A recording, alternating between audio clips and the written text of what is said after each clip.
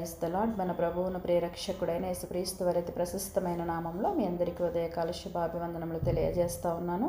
ఈ దినము కొరకు ఏర్పాటు చేయబడిన పాత నిబంధన పాఠ్యభాగము ద్వితీయోపదేశకాండము 7వ అధ్యాయము 12వ వచనము. నీ దేవుడైన యెహోవా నీకు కృప చూపును. ఈ వాక్యమును మనము గమనించినట్లయితే ప్రజలు దేవుని మాటను తృణీకరించక ఆయన మాటకు విధేయత చూపి వాటి ప్రకారము నడుచుకున్నప్పుడు దేవుడు వారికి కృప చూపుతానని వాగ్దానము చేస్తూ ఈ యొక్క మాటను పలికినట్లుగా మనం చూస్తూ ఉన్నాము. నా ప్రియ సహోదరులారా, ఏ విషయంలోనూ దేవుడు పక్షపాతి కాదు గనుక ఆయన ఆజ్ఞలను పాటించే వారి ఎడల ఆయన కృపగల న్యాయవంతుడు గనుక నేడు నీవు దేవుని కొరకు ప్రత్యేకింపబడి పవిత్రమైన జీవితాన్ని కలిగి ఆయనకు సంపూర్ణమైన విధేయతను నువ్వు కనపరిచినట్లయితే, ఆయన ఎడల సంపూర్ణమైన విధేయతను నువ్వు చూపినట్లయితే గనక ఆయన సకల ఆరోగ్యాలు నీకు కలుగజేస్తానని ఒక వాక్యం ద్వారా మాట్లాడుతూ ఉన్నాడు. నా ప్రియ సహోదరులారా, దేవుడు కృప చూపితే జరిగే కార్యములు ఏవి అని మనం ఆలోచన చేసేటట్లయితే, మొదటిగా ఆయన నిన్ను అభివృద్ధి పరుస్తాడు, రెండవదిగా నిన్ను ఆశీర్వదిస్తాడు, మూడవదిగా నిన్ను ఆరోగ్యవంతునిగా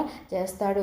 దేవుని కృపని ఎడల ఉన్నప్పుడు నీవు అభివృద్ధి చెందుతావని, నువ్వు ఆశీర్వాదకారకంగా ఉంటావని, నీకు ఆరోగ్యము కలుగుతుందని దేవుని యొక్క వాక్యము మాట్లాడుతూ ఉంది. నా ప్రియ సహోదరులారా, ఏ విషయంలో కూడా దేవుడు మనుషుల వలె పక్షపాతి కాదు గనక ఆయన ఆజ్ఞలను ఎవరైతే పాటిస్తారో వారి ఎడల ఆయన న్యాయవంతుడిగా ఉంటానని, ఆయన కృప చూపుతానని యొక్క వాక్యం ద్వారా మాట్లాడుతున్నాడు. ఇది నాన్న నీవు కూడా దేవుని కొరకు ప్రత్యేకింపబడి పవిత్రమైన జీవితాన్ని కలిగి నువ్వు జీవిస్తూ ఆయనకు సంపూర్ణమైన విధేయతను నువ్వు చూపినట్లయితే ఆయన నీకు కృప చూపుతానని యొక్క వాక్యం ద్వారా మాట్లాడుతూ ఉన్నాడు. నీ దేవుడైన యెహోవా నీకు కృప చూపినట్లు అట్టి కృప పరిశుద్ధాత్మ దేవుడు మనందరికీ అనుగ్రహించునుగాక. తలలు వంచి ప్రార్థనలు ఏకీభవించవలసిందిగా కోరుచున్నాను.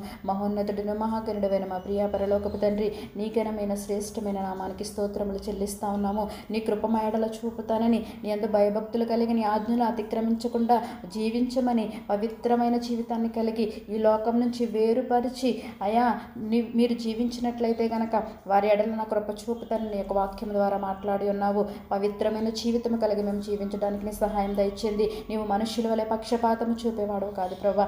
అందరి ఎడల నీ కృప తండ్రి అయా ధారాళముగా చూపించేవాడవు గనక నీ కృపను పొందుకునే జీవితాలు మేము కలిగి జీవించడానికి సహాయం దయచేయండి. నీ అందు భయభక్తులు కలిగిన జీవితాలు ప్రభా మేము జీవించడానికి నీ కృపను అనుగ్రహించమని యేసు అతి పరిశుద్ధ నామములో అడిగి వేడుకొనుచున్నాము తండ్రి. ఆమేన్.